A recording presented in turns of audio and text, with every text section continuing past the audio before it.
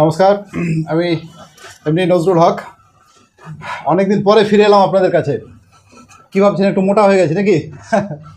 মোটা হয়নি, আসলে চুল কেটেছি। চুল কাটলে মানুষকে একটু মোটা সোটা লাগে, তাই আর কি। যাকে আপনারা জানেন যে স্যার স্বভাবসিদ্ধ ভঙ্গিতে এগুলো বলে।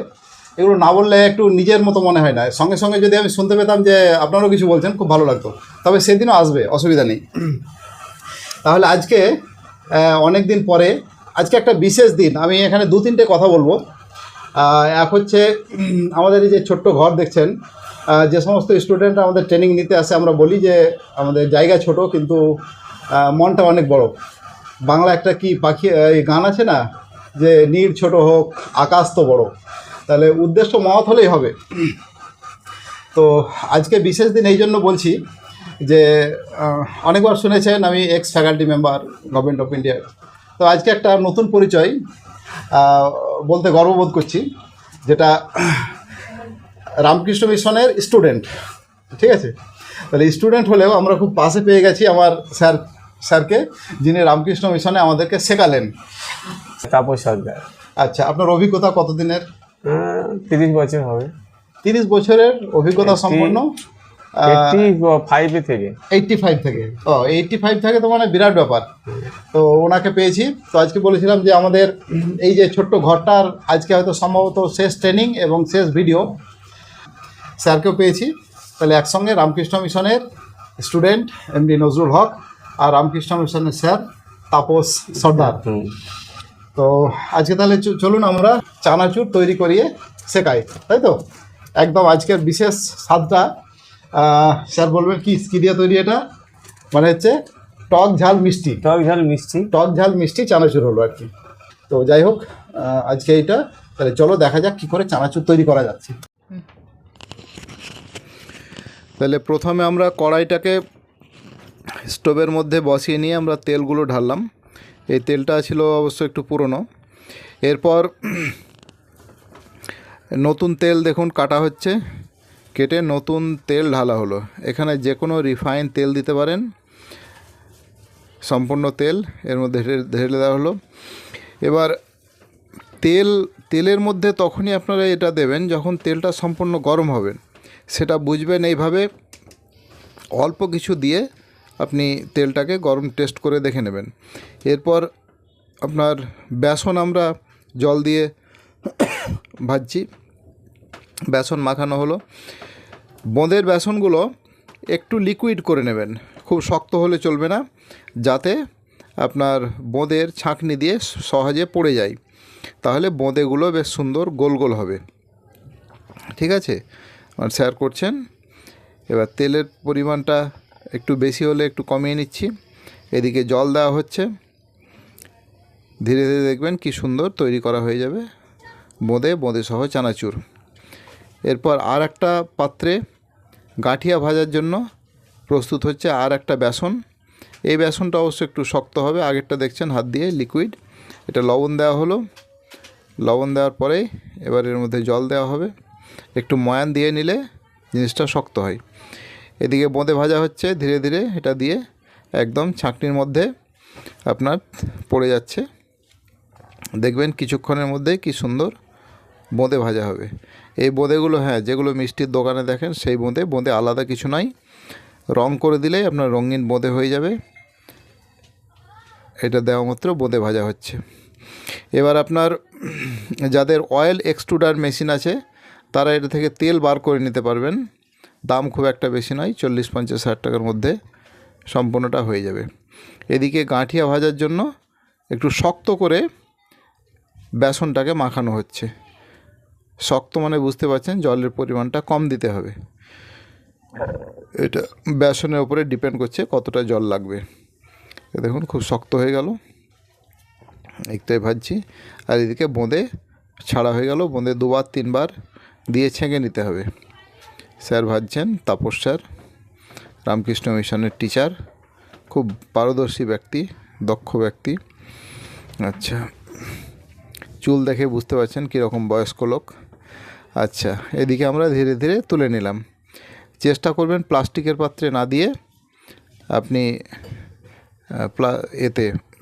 স্টেনলেস স্টিলের পাত্রে। বোঁদেটা যে ভাজা হলো সেটা একটা বোঁজে ধরে চেপে দেখে নেবেন, যদি কড়া হয় তাহলে বুঝবেন যে বোঁদে ভাজা হয়ে গেছে। বোঁদে নরম থাকলে হবে না, তাহলে কিন্তু আপনার মাল খারাপ হয়ে যাবে, খুব তাড়াতাড়ি গন্ধ হয়ে যাবে। এইভাবে বোঁদেগুলো সম্পূর্ণটা তুলে নেবেন। 2-4টে যদি থেকে যায় তাহলে কিন্তু সেটা পরবর্তী দুবার ভাজা হয়ে যাবে, ফলে কালো হয়ে যাবে একটা।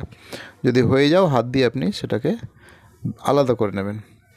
এবার ভাজা হচ্ছে গাঁঠিয়া। দেখুন কতটা প্রেসার লেগে আপনার পাটা বলে এটাকে, বিভিন্ন প্রকার পাটা পাওয়া যায়। এটা 3 কোনা পাটা। 3 কোনা পাটাতে ভাজার অর্থ হচ্ছে যে চানাচুরটার ভলিউমটা বেশি হবে, অর্থাৎ হালকা মনে করবে কাস্টমার। 500 গ্রাম যদি একটা বড় প্যাকেট পাই, কাস্টমার খুশি হয়ে নেবে। আর তাছাড়া জিনিসগুলো খেতে ভালো হয় বেশ। এইভাবে হাত দিয়ে প্রেস দিয়ে আপনার তলায় গরম তেলের মধ্যে ফেলতে হবে। এখানে একটা জিনিস লক্ষ্য করতে হবে, যাতে পড়ে এক জায়গায় জমা না হয়, একটু হাত দিয়ে নাড়িয়ে নিতে হবে। দেখুন আমি তল দিয়ে কী সুন্দর হাত দিয়ে নাড়িয়ে নিলাম, ঠিক আছে? তো এটাই হচ্ছে আপনার এক্সপার্ট বা মিস্ত্রি এবং সাধারণ মালিক বা নতুন যারা করবেন তাদের মধ্যে তফাৎ। এটা কি হলে আগে যেগুলো পড়েছে সেগুলো কিন্তু লাল বা পুড়ে কালো হয়ে যাবে, আর উপরেরগুলো কাঁচা থেকে যাবে। এই জন্য অনবরত আপনাদের নাড়তে হবে, ঠিক আছে? এটা অবশ্য খুব বেশিক্ষণ নাড়ার দরকার নেই, তাড়াতাড়ি হয়ে যাবে, কারণ এর মধ্যে জলের পরিমাণটা থাকে কম। আচ্ছা, দেখুন কিছুক্ষণের মধ্যে হয়ে যাবে, খুব লাল করবেন না, একেবারে এটা সুন্দর ভাজা হয়ে গেল।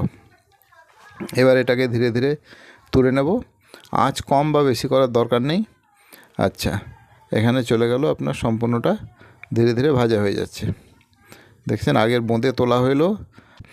এটা হচ্ছে ঝুরি ভাজা হচ্ছে। ঝুরিটা একটু গোল গোল হবে, হ্যাঁ, লম্বা ঝুরি ভাজা মানে বুঝতেই পারছেন। আমার এখানে 2জন স্টুডেন্ট, স্যার, আমাদের টেকনিক্যাল পার্সন, সহযোগী, আপনাদের ম্যাডাম প্রত্যেকে হাজির আছে।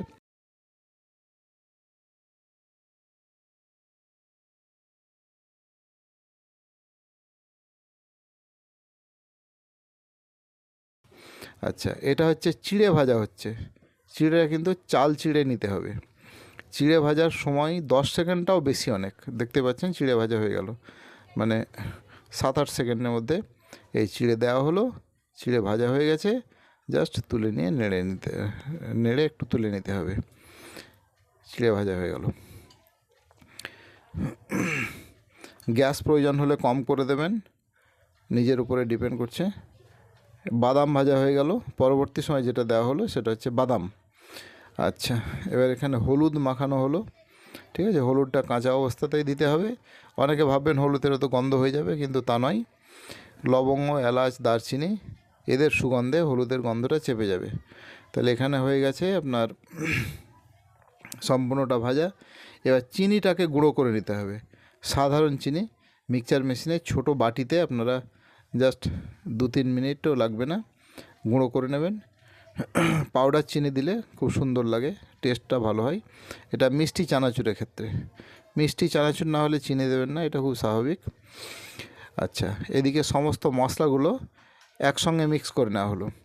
কী কী মশলা আছে এগুলো অনেকগুলো লম্বা লিস্ট আছে। এখানে বিট লবণ দেওয়া হচ্ছে, লাল লঙ্কা দেওয়া হলো, হলুদ দেওয়া হলো, তারপর আরও অন্যান্য জিনিসগুলো দিয়ে এটা ভালোভাবে মিক্স করে নেওয়া হবে। মিক্স করে নিলেই আপনার মশলার অংশটা তৈরি। মিক্স করতে বেশি সময় লাগবে না, জাস্ট মিনিট 2 একটু ভালোভাবে মিক্স করে নেবেন।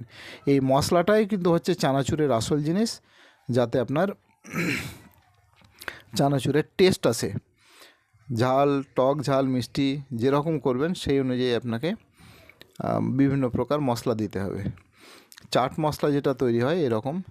এবার আমরা টেবিলটাকে পরিষ্কার করে নিলাম ভালোভাবে। যেহেতু ফুড আইটেম ভালো করে পরিষ্কার করতে হবে, বুঝতেই পারছেন। টেবিলে অবশ্য নোংরা বিশেষ কিছু থাকে না, সুন্দর করে আমরা মিক্স করে নিই। আচ্ছা, এবার আগেকার ভাজা ঝুরি, গাঁঠিয়া, বাদাম সবটাই এখানে ঢালা হলো, ঠিক আছে? ঢালা হয়ে এদিকটা যাতে চলে না যায় বলে একটু বাঁধ দেওয়ার মতো হচ্ছে। আর আগেকার মশলাগুলো এর মধ্যে মিশিয়ে নিচ্ছি। ধীরে ধীরে মশলাগুলোকে সব এর মধ্যে দিয়ে দিচ্ছি। এখানে মাল তৈরি করতে করতে একটু টেস্ট করে দেখে নিতে পারেন কর্মচারীদের বা নিজে খেয়ে যে আর অন্য কিছু লাগবে কি না, কারণ প্রকৃতি আমাদের দিয়েছে জীব, যেটা দিয়ে আমরা খুব ভালো যন্ত্র একটা টেস্ট করতে পারি। ঠিক আছে, তো এইভাবে ধীরে ধীরে দেখছেন মেশানো হয়ে গেছে, এমন কোনো আইটেম বাকি নেই, সবটা এর মধ্যে দিয়ে দেওয়া হলো। মেশানোর সময় খুব চাপ দেবেন না, তাহলে ভেঙে এটা গুঁড়ো হয়ে যেতে পারে, হালকাভাবেই চাপ দেবেন। আর ফুড আইটেম যেহেতু একটু সাবধানতা অবলম্বন করবেন, পুরনো কোনো জিনিস বা পোকামাকড় আরশোলা যাতে না থাকে, কারণ এটা একটা কথাই আছে যে বিবেক হচ্ছে সবচেয়ে বড় আদালত। আপনি খাবেন না মানে খারাপ কিছু দেবেন, সেটা যেন না হয়, কেউ না কেউ তো খাবে। এইভাবে সবটাই দেখুন এতে মিক্স হয়ে গেল। এবার আমরা একটা গামলার মধ্যে তুলে নিচ্ছি সবটাকে। এখানে চানাচুর রেডি। শুধুমাত্র যেটা দেখাতে পারলাম না সেটা হচ্ছে অয়েল এক্সট্রুডার মেশিন। হ্যাঁ, আর কতটা করেছিলাম সেটা এখানে আমরা মেপে দেখে নিতে পারবো। এখান থেকে তেল কতটা লাগলো আমরা বুঝতে পারবো। তেলের একটা পার্সেন্টেজ আছে যে কোনটাতে কত বেশি তেল টানে। বিশেষ করে জল যদি বেশি থাকে তাহলে তেলটা বেশি খাবে। এ পর্যন্তই। তাহলে দেখলেন তো কীরকম চানাচুর তৈরি হয়ে গেল। একদম সব কিছু আমরা নিজেরা মিলেমিশে হাতে মাখালাম, ভাজলাম, তৈরি করলাম। তেলটা কাটতে গিয়ে একটু পড়ে গেল, ওটা অবশ্য হয়তো দেখতে পারিনি। যাই হোক, এইভাবে আজকে তৈরি হয়ে গেল টক ঝাল মিষ্টি চানাচুর। এইভাবে আপনার গাঠিয়া, ঝুরি ভাজা, পাঁপড়, নিমকি, যত রকমের আছে সব কিছু এখান থেকে শিখতে পারবেন আস্তে আস্তে সামান্য ফিজে। তো এবার হয়তো আপনাদের মনে প্রশ্ন জাগতে পারে, স্যার কত টাকা নিয়ে বিজনেসটা শুরু করা যাবে? তো এটা মোটামুটি দুভাবে শুরু করা যেতে পারে। একটা রেডিমেড প্যাকেট, মানে বাজার থেকে প্যাকেট কিনে সমস্ত রকম খরচা ধরে মোটামুটি 30,000 টাকা, 30,000 টাকার আশপাশ, মানে কড়াই, ওজন করা মেশিন, সিলিং মেশিন, র মেটেরিয়াল, এগুলো ধরে আমি মোটামুটি বলছি 30,000 টাকা নিয়ে শুরু করতে পারবেন। আর একটা হচ্ছে নিজস্ব ব্র্যান্ডে, মানে আপনি নিজে একটা চানাচুরের নাম দেবেন, সেই নিয়ে শুরু করা যায়। সেটা করতে গেলে মোটামুটি ধরুন 1,20,30,000 টাকা এরকম পড়বে, কারণ প্যাকেটটা ছাপাতে বেশি টাকা লাগে। এই হচ্ছে আপনার ইনভেস্টমেন্ট। এবার হচ্ছে লাভ কীরকম। লাভ মোটামুটি এখানে অ্যাপ্রক্স 20% পর্যন্ত লাভ আছে আর কি। 25 সবসময় থাকে না, ছোটো ছোটো দোকানে বিক্রি করলে 25% থাকবে, নইলে 20% স্ট্যান্ডার্ড থাকে। আর যদি বড় বড় পাইকারি দোকানদারকে বা ডিস্ট্রিবিউটারকে দেন তাহলে ওই 10%, 12% প্রফিট থাকবে এটাতে।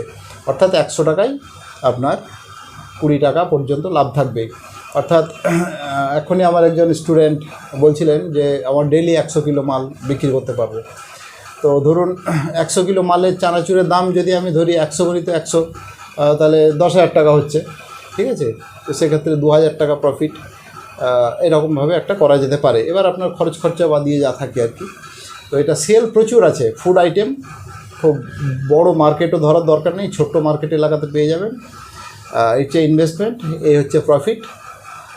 আর যদি কিছু প্রশ্ন থাকে আপনারা কমেন্ট করে জানাবেন, আমি তার উত্তর দিয়ে দেবো আশা করি।